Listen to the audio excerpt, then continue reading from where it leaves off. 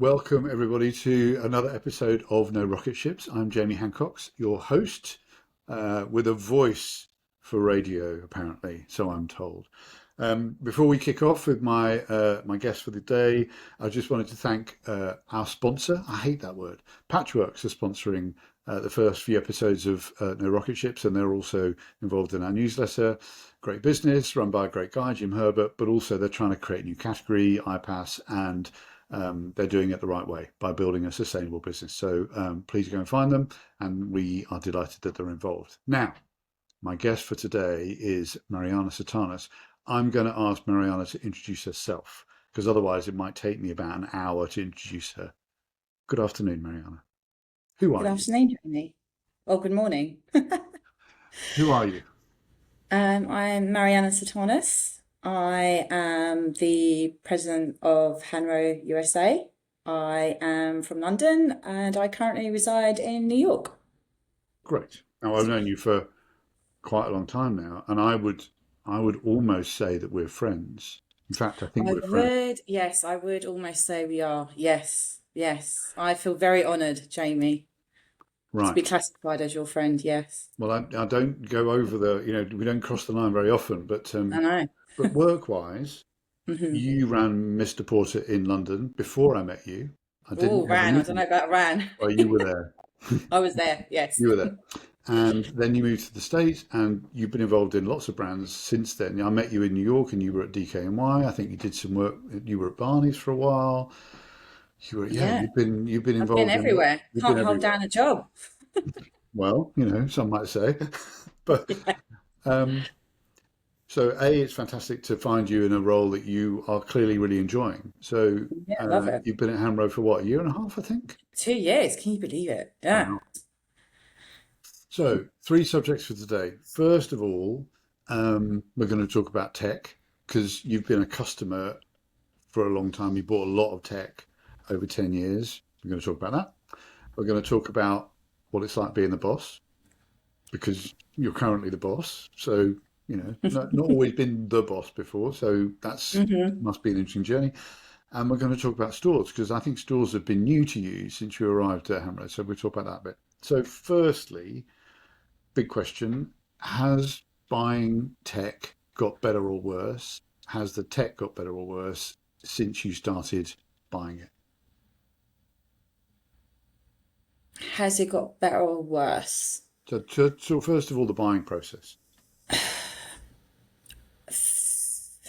Well, so yes, I think, well, I mean, there's more choices now for sure.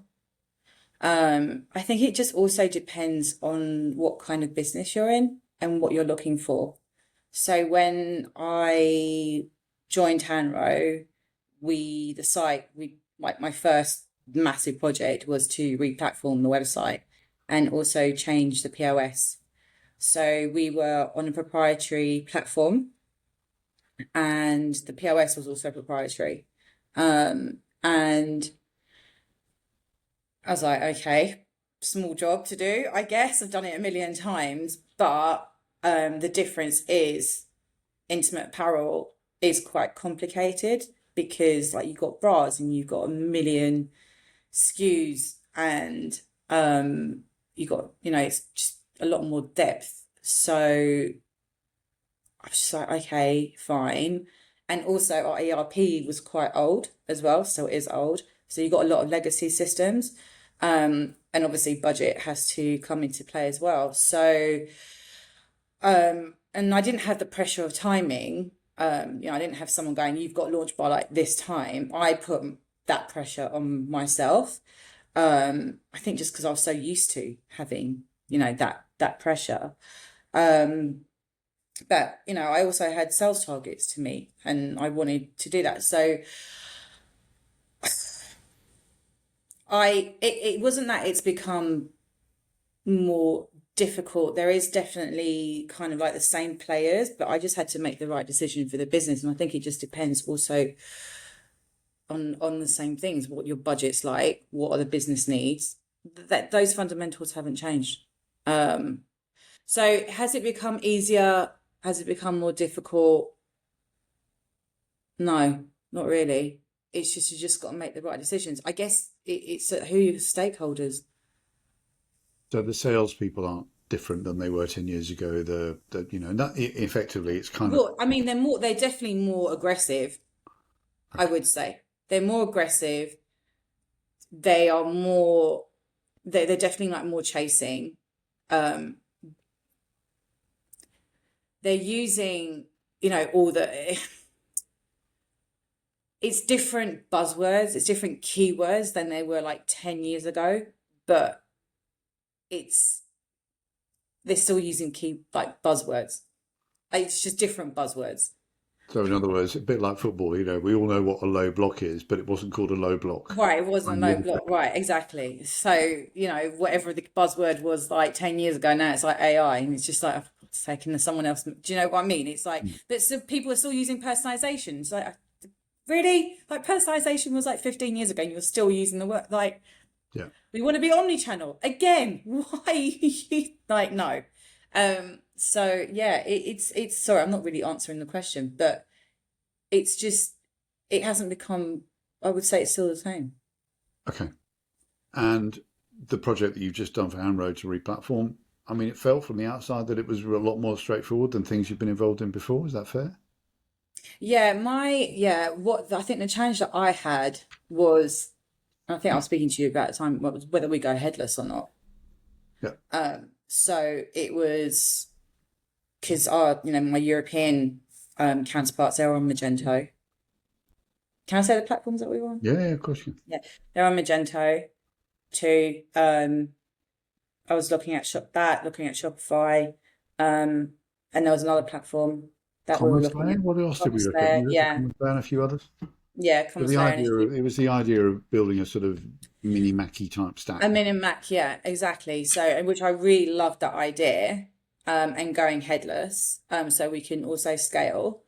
So it's between like Shopify Plus, like the Mac kind of architecture, and like going headless.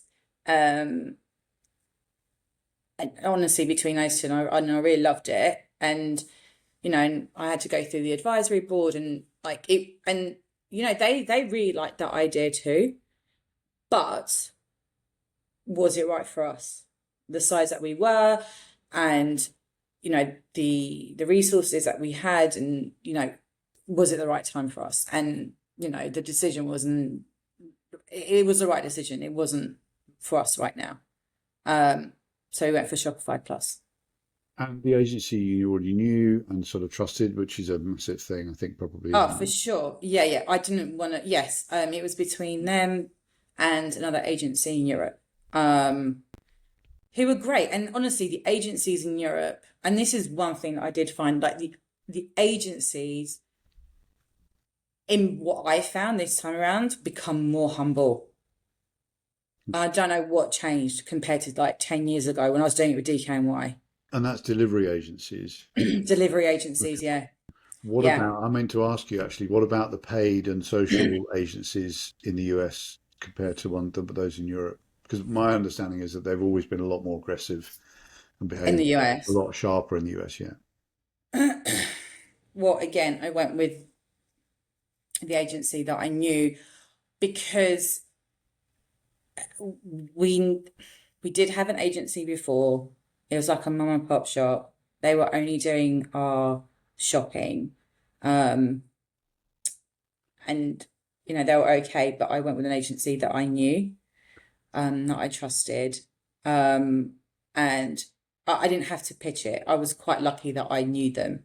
But from my past experiences, yeah, they are really aggressive, and you can just get caught up in the spiel, right? And if you're not careful, if you have not got someone internally who is managing your agency, you can just be throwing a lot of money away. Like, you have to have someone managing your agency, which to some might seem like you're wasting money. Like, what's the point of having someone internally doing that job and an agency? But you do, because you need someone you need someone to do that. Well, because there's so much money at stake, presumably, There's so much money at stake. Yeah. the Yeah, of paid course. costing a fortune. Yeah. So I'm not looking for any glowing references at all, by the way. But you're part of the Commerce Futures community, collective, whatever we got to call it. Um, what part does that group play in any of the sort of decisions that you make? Oh my God. Honestly, it's a sounding board. It's just sometimes I think like, am I going crazy? Just like, am I going nuts in thinking this? And then someone just brings up the same question that I want to ask. Because obviously I'm like 5 hours behind the UK and someone's already asked it.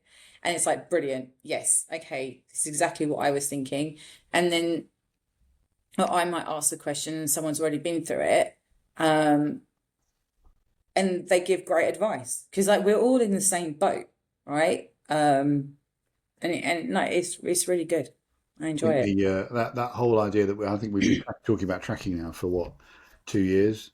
Nobody's got any kind of clue about tracking or attribution still. I think maybe Aaron might be the only person who's got I mean, tracking. Aaron's a genius, isn't he? He's just We'll have to go take, ask, bear ask Aaron. we'll have to take that out of the podcast. Yeah. Okay, so what's it like being second question? What's it like being the boss? Well, what do you think? What do you think my answer's going to be? Go on. I love it. I don't see myself as the boss though. I don't like, I mean, I do. That's a lie. I'll take that back. I love it. I've got a great team. You know, a lot of, I actually said this to my boss the other day when he was over. So my boss, he was doing my role for 15 years. And when the recruiter like was talking to me and prepping me for the job, she was like, "Oh yeah, like he was in the role for 15 years, and there's people that have been there for years as well. And he's, they say like he's the best boss that they've ever had." And while I was interviewing with them, they're like, "Oh yeah, he's the best boss, and like he's the GOAT." I'm like, great. I got like big shoes to fill. So I was like really nervous going into that and then getting the job. And I was like, how am I going to fill this guy's shoes? But then I was like, I'm not ever going to be him. And I don't want to pretend to be him. I've got to be me because otherwise I'm not going to be genuine. So I went in with that mentality. Otherwise I was never going to achieve anything. So I went in being me, and I didn't want to go in with the mentality of like, I know exactly what I'm doing. I'm the best at everything because I'm not. Um, and I've, like I said, I've got a really great team. I'm learning a lot from them, especially in areas that I don't know, that I'm not the expert in. And I, being the boss, and I'm saying this because this is what my team have told me, is that they will come to me and we will work together and I will help them make a decision, right? We make a decision together. Even though they say, "Oh, I love it that you're making the decision." I'm like, I don't feel like I am making the decision on my own. I just help them get there. That's what I love being like the boss, is that we come to decisions together. It's interesting because I know you quite well, and I feel like there's also a little bit of don't fuck with Mariana Well, yeah, but in the middle of that as well. all right. Yeah, is that fair? I'm such a nice lady. I'm such a nice boss, but also, Yeah, can we well, just get my listen, I was trying to say, yeah, yeah. There's a bit of North London there. Um, and obviously, there's lots of bits that are new. In fact, I know that your warehouse is in Jersey, and you get the boat down there because it's the same boat I get to Sea go and see Street, one we go and both love. go and get my cousin, go and meet my cousin Dudley. But so where all that whole wholesale thing is relatively new, but stores have been new to you as well, right? So how many stores? And because there's a plan, right? So just talk to me about the store thing first. What was good, bad, surprising, and what do you want to do? What do I want to do with the stores? Yeah. Love the stores. As in, no, what do you want to do? As in, do you want more? Do you want what's the, I mean, Um, so stores, well, I mean, they're not relatively new to me in the sense of like starting from DKNY because I was like I had CRM under me at DKNY and I had to work really closely with the store teams because it was CRM, right? So that's when and I was implementing Omnichannel. So I had to get closer to stores then, which was great. And I can honestly say that was my first learning. But I don't know if you remember at Mr. P when I was doing my masters, like I've always been obsessed with like creating more of a closer relationship with stores and web. So I actually did my dissertation on anyway, my dissertation on Mr. P was having like a store for Mr. P. That's what so I've always been like obsessed with having a closer relationship and how do you do that, whether it's a store experience, the showroom, whatever. So when I had stores like say now for the first time under me, I was like super excited.